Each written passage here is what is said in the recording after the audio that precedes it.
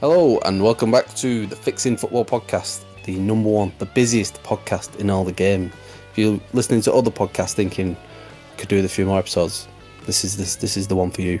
So I'm here with Liam O'Meara and Scott Naylor. Scott has been in Italy. Liam has been golfing with me. Scott, how was Italy? It was beautiful. Went to a little village not too far from Pisa, so like in the Tuscan region. It was absolutely stunning. The weather was great, loads of good food, good company. It was it was class. Can't say I missed home very much. Liam, we had a lovely weekend, didn't we? We did, yeah. Nice day at the Zanzibar Open Golf Tournament, which, it was really good. We had the weather, sunburnt to an absolute crisp, but it was a lovely day. A few beers afterwards, feeling it a little bit this morning, but I'm all right now. I don't think Luke is. I think Luke is lost. Still feeling it. Yes, yeah. He was in a pretty bad way when I left. Yes, He stayed out later than me. So, yeah. He likes his fizzy pop. He likes his fizzy pop. Does like his fizzy pop. Yes, golf yesterday, unbelievable. Perfect. Best day of the year for it. So that was good. Plus, it helped us get over our pretty damning report of England. I can't even fucking remember who we played. Denmark. England beat Denmark. Absolute shit show. Well, that's been quite well publicised since then. Everyone's had their say. So after this weekend, I'm feeling positive again that we can go into our last group match on Tuesday night against Slovenia. Scott, I'll start with you. What are your thoughts coming into this one? What are you thinking? Is there anything we need to be doing different now? I think there's a lot that we need to be doing different. I think we've had a pretty. I'm sort of in two minds with it because I don't think many teams really blitz the group stage that often, like win every single game. So I think there's been a slight overreaction because we are still top of the group and a draw will still send us through, and the groups are about getting through. So on the one hand, we're kind of getting the job done, but in a very shit way to watch. It's like watching an iteration of Mourinho's Chelsea. It's happening, but it's a slog to watch.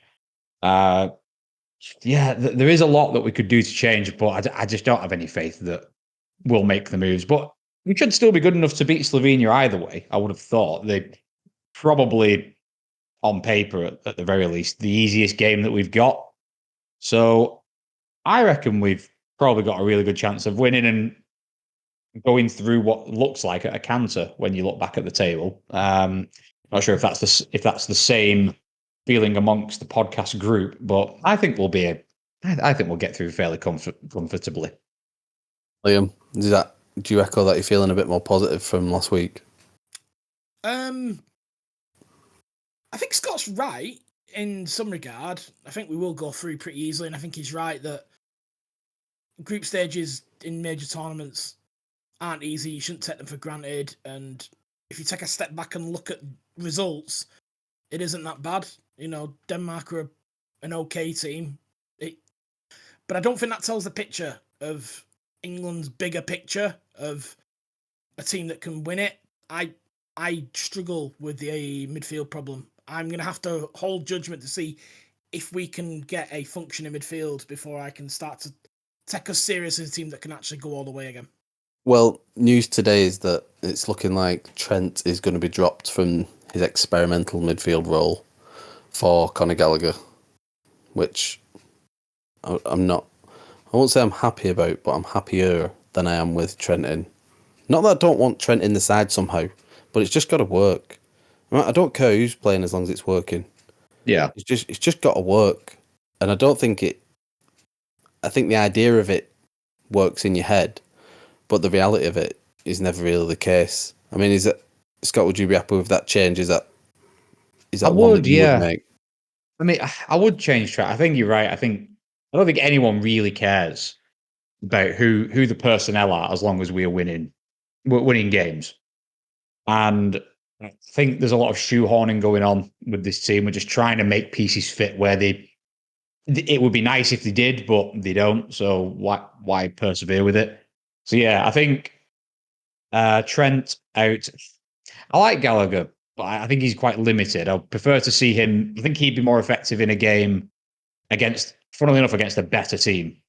I think in games where we see a lot of the ball, don't think you don't really often get a great showing from Gallagher because I think he's quite limited in that regard.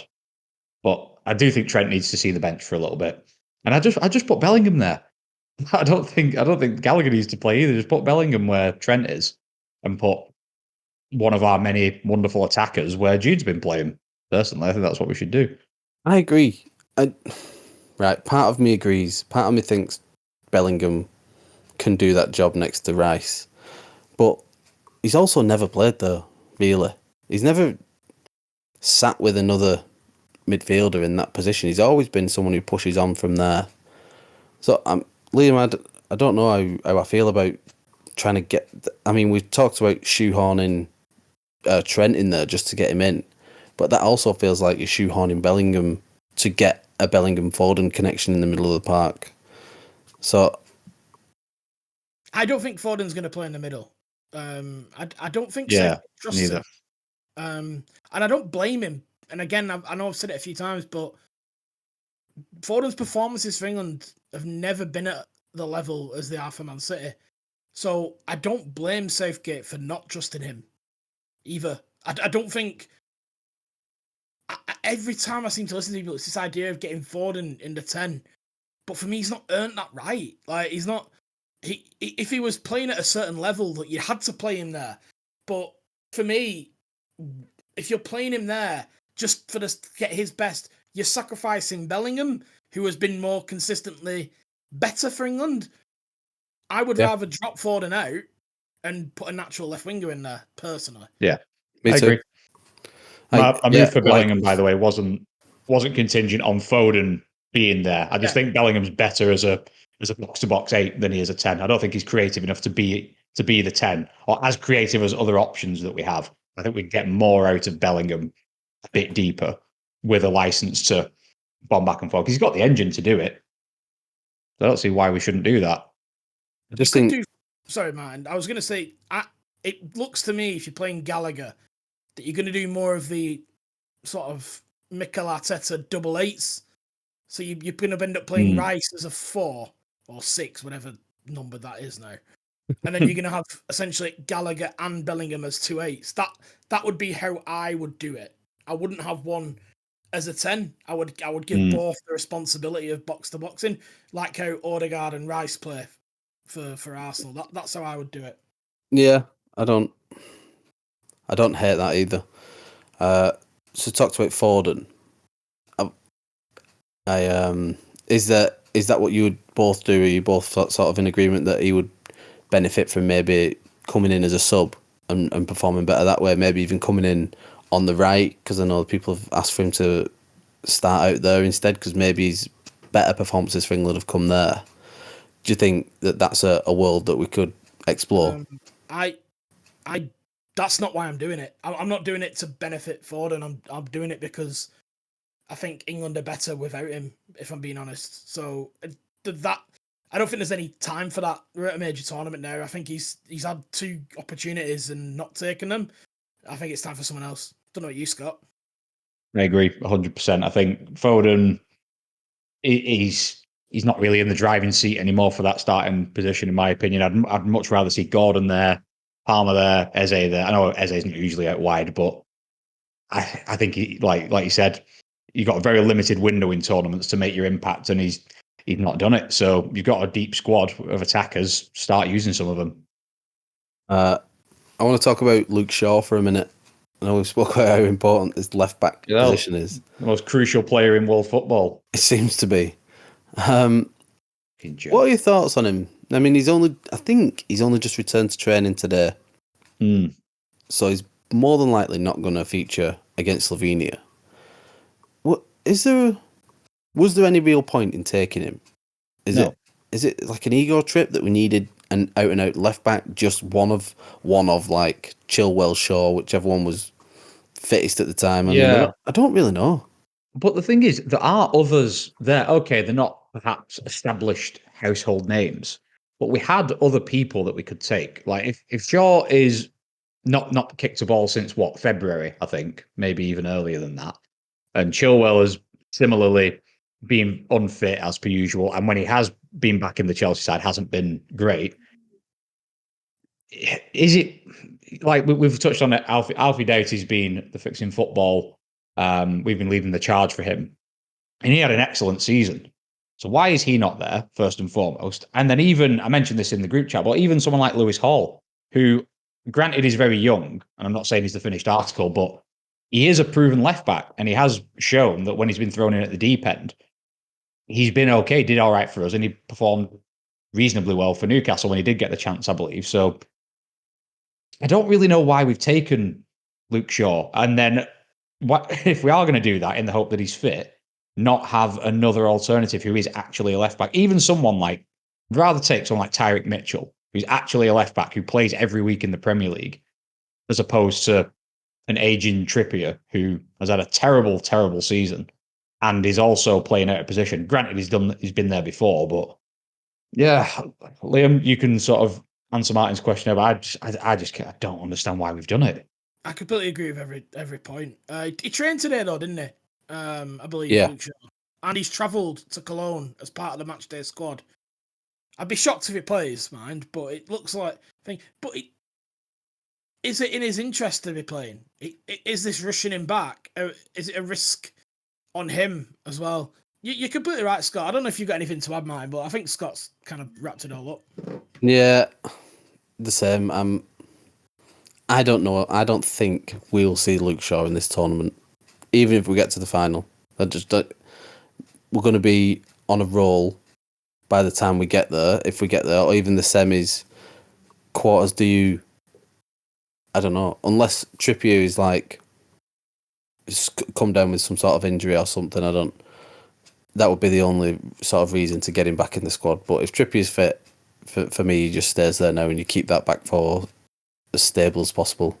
That's the only thing that's going to help. So let's talk about anything else other than England. Liam, who has impressed you so far? We've seen Scotland go out last night against quite a rallied Hungary team at the moment. They seem to be. I know they've only got 3 points in that group. Still might go through as one of the best third places, but they performed all right, really.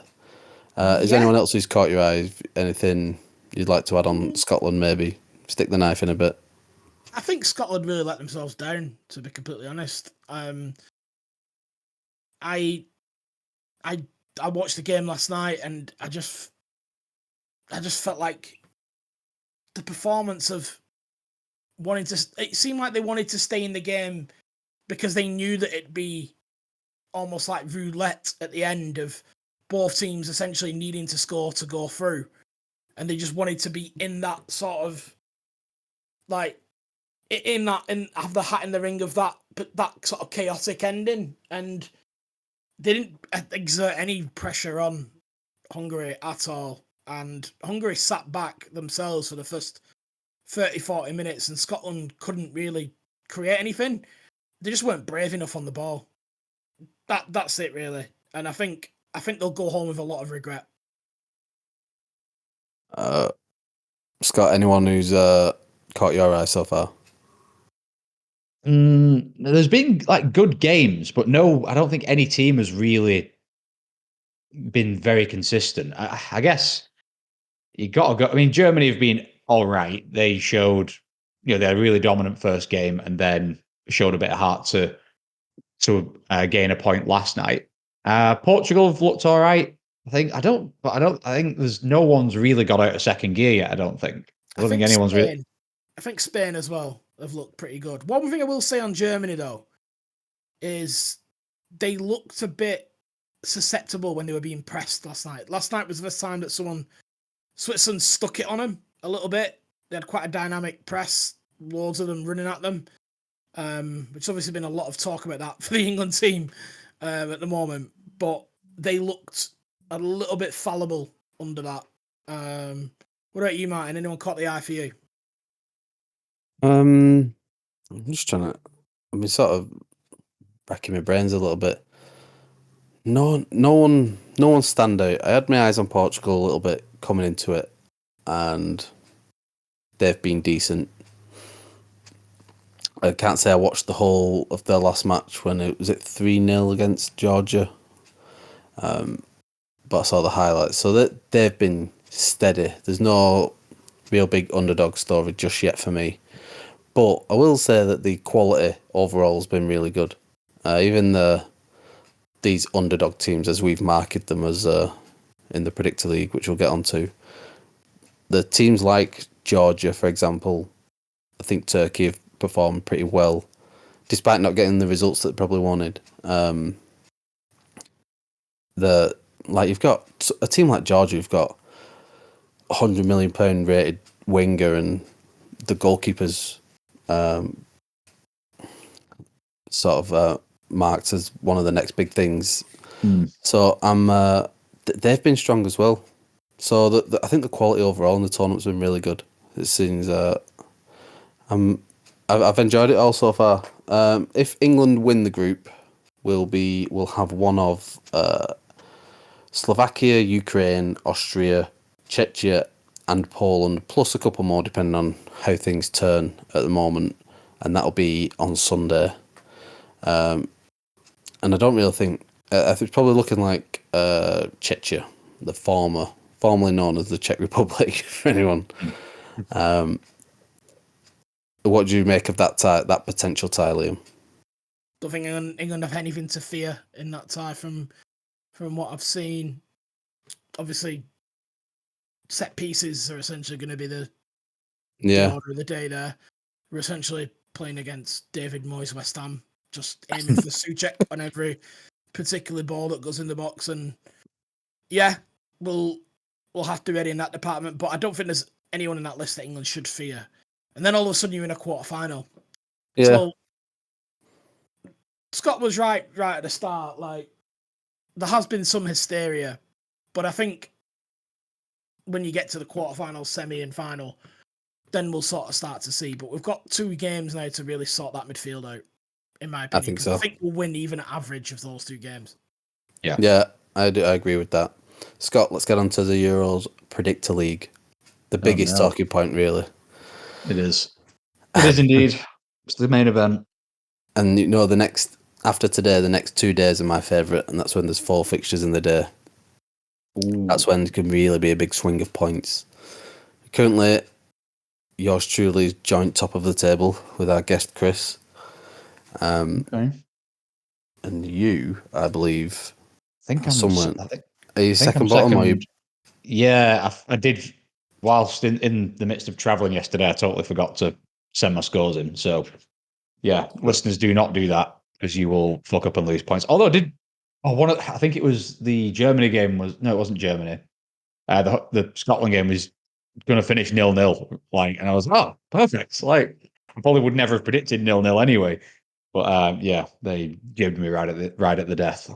99th minute, unbelievable. Well, that game could not finish 0-0. That was the issue with that, because literally you'll have a standoff at the end where there would be a set piece and each team would basically, one would fully commit, the other would leave 1 or 2 up, and it's basically like one of us is going to score here. It's us or you.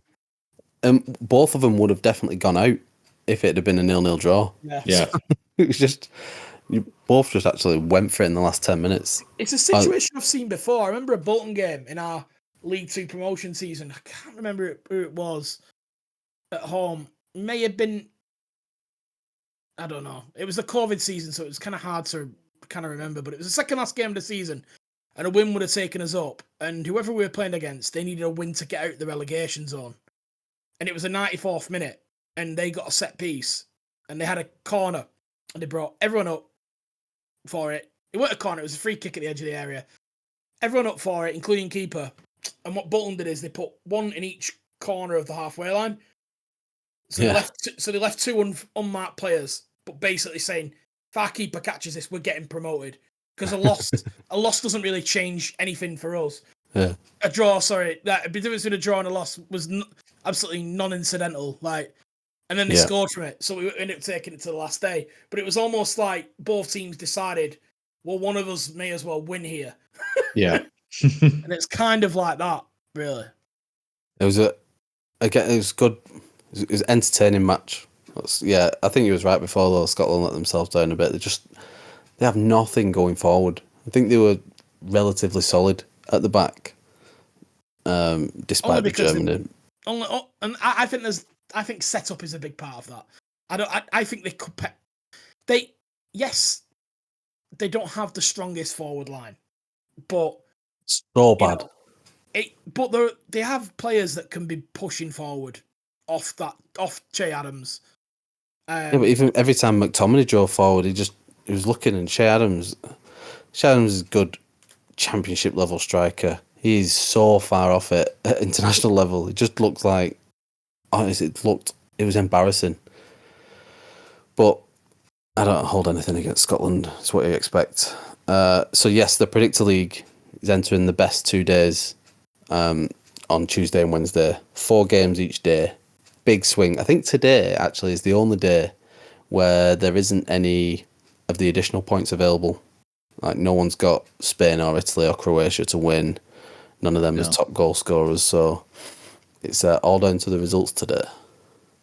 So that's going to be interesting. It's quite tight still. We've seen big swings happen. Liam was down and out. Not this time last week. He was ready to pay Luke his winnings, and now they're both joint slandering in mid-table. In fact, that was tight in his only joint because Luke, as Hungary as his underdog team, so got an extra point at the end. Right. So just receiving some more scores in now. Right, so we've got till 8 o'clock, so 8 p.m. deadline as always, or kick-off deadline anyway. So let's have a little prediction and wrap it up for today, and then we'll be back on Wednesday for a review of this match and then see what's going on. Let's have, Scott, your prediction for England versus Slovenia. England, Slovenia, I think it will be comfortable 2-0 for England. Liam? I'm going to one further. I think England I think they'll be strong. I'm going to go 3-0 England. Yeah, I was going to go 3-0 as well. And I just think, given everything that's gone on in the media this week, there's 2 sides to this, by the way, but I think with everything gone on, there'll be a lot of players out there wanting to make a point, so I can anticipate quite a quick start, which is always nice. Hope so. I really hope so. Yeah, me too. The other side of that is I do feel like the media is really scrambling for some sort of controversy, and we picked up a little bit on this on the last episode, but this sort of media tension between them and the England setup has crept back in over the last sort of few months in the build up to this. Yeah. And I don't know if they're just scrambling for headlines like you saw Harry Kane and Declan Rice come back at I think Gary Lineker and some other old dinosaurs who think they know everything.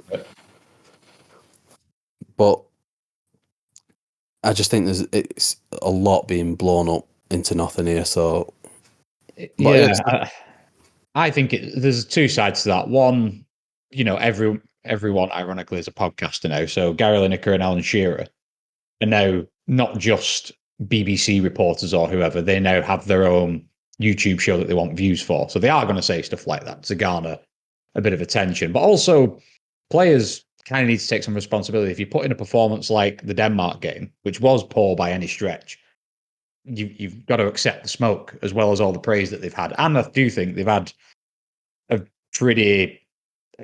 media's been very kind to them in the last few years.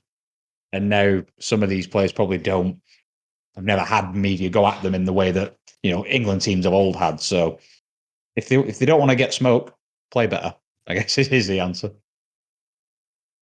Yeah. Liam, anything to add? Not really.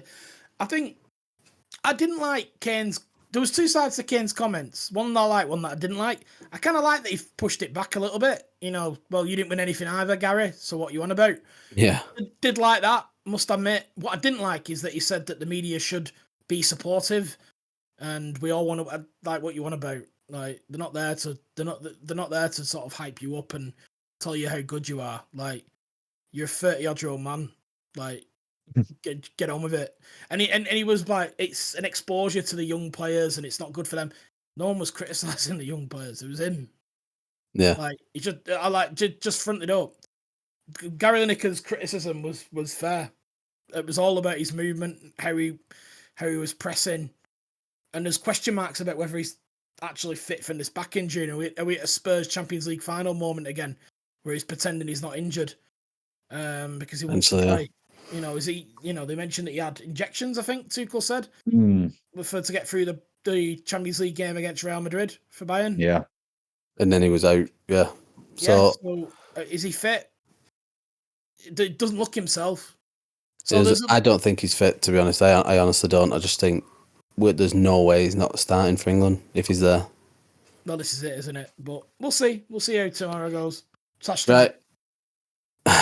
Yes, this will be out Tuesday morning. So, I know this didn't come across as the most positive because we all sound down, but we're hungover. That's what it is. Yeah, hungover, coming off holidays. I'm loving life. Everything's back to normal now. We're back in the Euros. Summer's here. Let's wrap this up. Right, boys. If you like this episode, please like it, share it, and subscribe on YouTube or whatever other platform you're following. You can find all them details at www.fixingfootballpodcast.com.